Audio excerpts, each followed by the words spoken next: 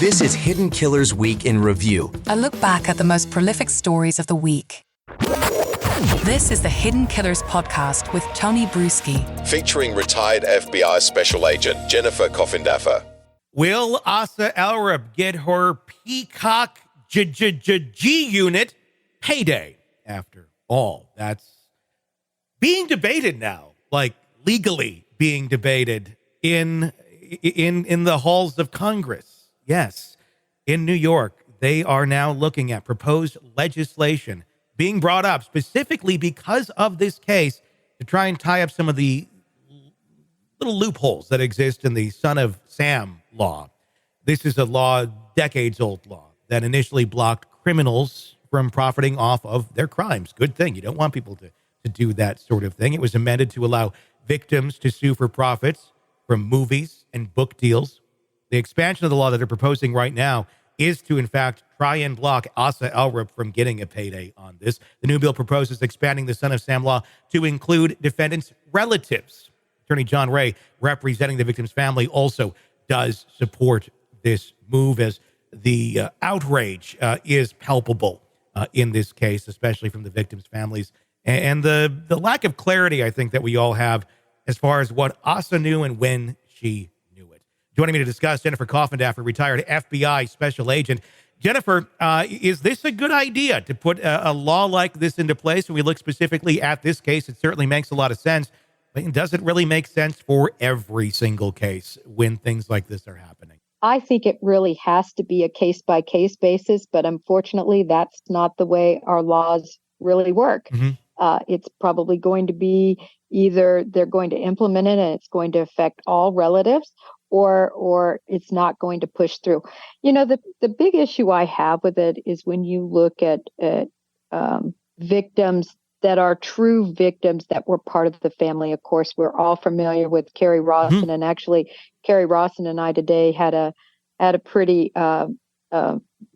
intense dialogue back and forth, texting each other, because when you really look at it, they are true victims. Many Mm-hmm. people are true victims. I think what people are struggling with in this case is I think many aren't convinced that Asa Ellerup is a victim. Yeah. I think many believe she may not be, that she may even be culpable. You know, there's this, information that I'm sure law enforcement is checking out as to whether she participated in these swing parties and whether she, was around. And of course, just her hair being on everything, even though there's a very logical explanation that doesn't really tie her into it, but that is pointing the finger at her for those people who believe she was culpable in this. That's the problem here. Mm-hmm. She's not a Carrie Rawson. No.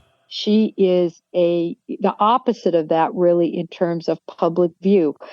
She's upset about the guns. She is going now to the hearing. She's, supporting the husband, right? When you look at these other victims, they don't have support for their relatives that committed the heinous crimes. In fact, quite the opposite. They really try to help expose those. Mm-hmm.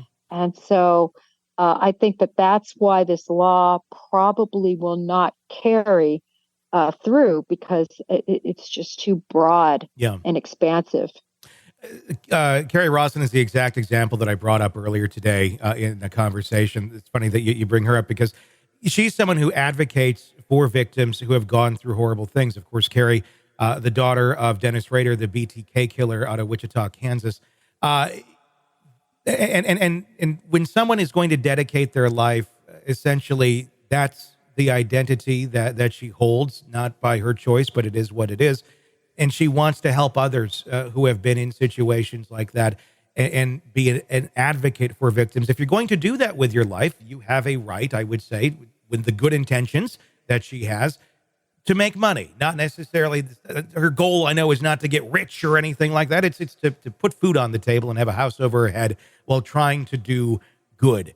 I think that's the difference here with Asa Ellerup. It does not feel that way. The optics have never appeared that way. Whether her intent is to have them be that way or not, she certainly has not created an environment, Asa Ellerup, for anyone to view her that way. Peacock saying, well, we're not really paying her. It's more of a licensing for her image. I mean, it's all semantics to try and paint this in a merrier way than it truly is.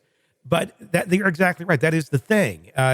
There are people out there who will use their horrible experience in life to try and advocate for others. And there's others who will hook up with 50 Cent and G Unit to make a documentary for Peacock.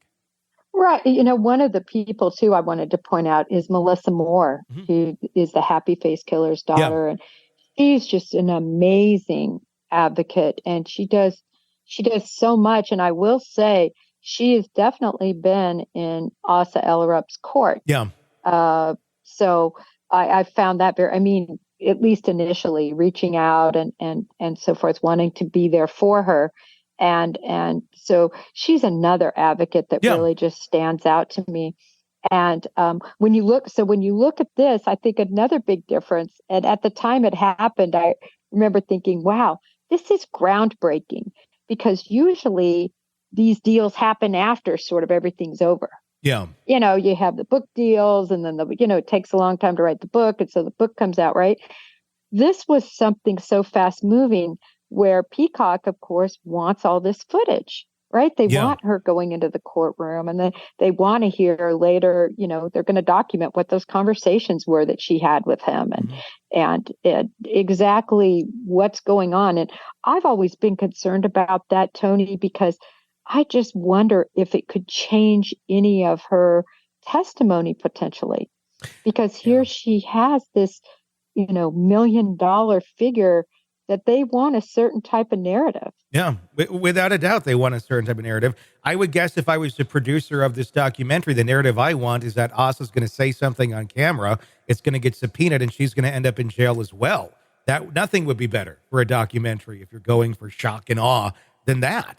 Yeah, no, it's true. And that's why she wants these moments, right? Or not she, she and Peacock, they want these moments of interaction. It's so important to really create this fabric that is going to be created for this documentary. So I find the whole, initially when it happened, so intriguing, because this is the first real time that we've seen with this. Yeah. Yeah. I had heard, let me just say I had heard, and I don't know if it's supported definitely, that Brian Koberger's parents were approached and they, declined any offers. But so really, this is the first that at least I'm aware of in the true crime community that's happening real time. Yeah, in real time, without a doubt. Another one that just kind of came to mind as we were talking about it was Lionel Dahmer. He's someone who had spoken out, but never, I think, in a way to try and profit off of the murders and such. I know lended his voice, his opinion to several documentaries. I have no idea if he was paid, how he was paid, or any of that. But again, that was way after the fact and seemed much more to be in line with trying to in no way justify his son's crimes, but to try and get a greater understanding of a mind like his son had, and maybe ways of recognizing earlier warning signals in their children, in people, to prevent someone like Jeffrey Dahmer from ever emerging the way he did. Well, I'm so glad you brought up that point, because that's one thing that this law could possibly really hurt, because these victims that come forward, Melissa, Carrie, they have a so much knowledge and information about the individuals, and there is so much to be learned and gleaned because there's so many more that are coming up, right? There's so many more people that are committing school violence, people that are threatening. I just read a story and posted on Twitter about a 13-year-old that was getting ready to, had this plan devised to commit carnage at a synagogue. He's 13. When I'm 13, I'm learning how to roller skate. I'm trying to sell lemonade on the corner. Yeah. I can't wait to get that note that says, "Will you go with me?" from my crush. Yeah. I mean, this is amazing how anyone could even orchestrate that at 13. So not to digress, Tony, but but it helps get into the mind so that, as you said, I think maybe some of these killers can be identified earlier. I think it's met with good intentions. I think the idea of this law has some good intentions to it, but I think it's too narrow focused to be applicable by any means to everything. And I think ASA is the exception to the rule on this, where I don't think a lot of cases, there's a lot of family members that are behaving like this or have behaved like this. This is what makes her such a unicorn in this whole thing, because we don't normally see this sort of thing. So to apply one law to one person that's clearly is out of the norm, and then the rest of the people who are trying to be victim advocates, I don't see how that would be effective at the end of the day. Well, and typically these agreements, and I would think that this is similar, these crews want to follow you around with everything you do. They're in your house. They're watching you, write letters. They're watching you sew. They're watching you watch TV. They're all in your business. Yeah.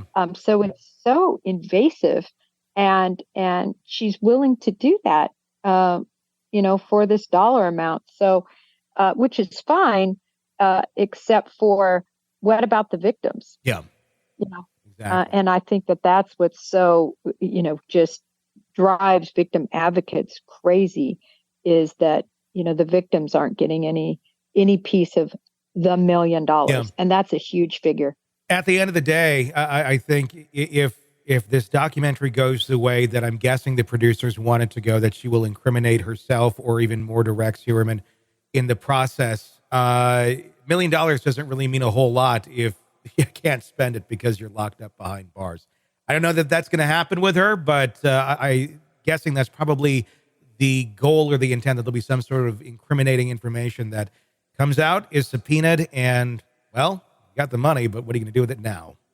Yeah, well, maybe she'll give it to the victims. Yeah, that would be probably the right thing to do. Want to listen ad-free? Want advanced access to all of our interviews before anyone else? Become a True Crime Today Premium Plus subscriber on Apple Podcasts. You get every episode commercial free, So you can binge on true crime Until you can binge no more. Search True Crime Today Premium Plus on Apple Podcasts now, or go to our podcast page and sign up now. More of the Hidden Killers podcast next.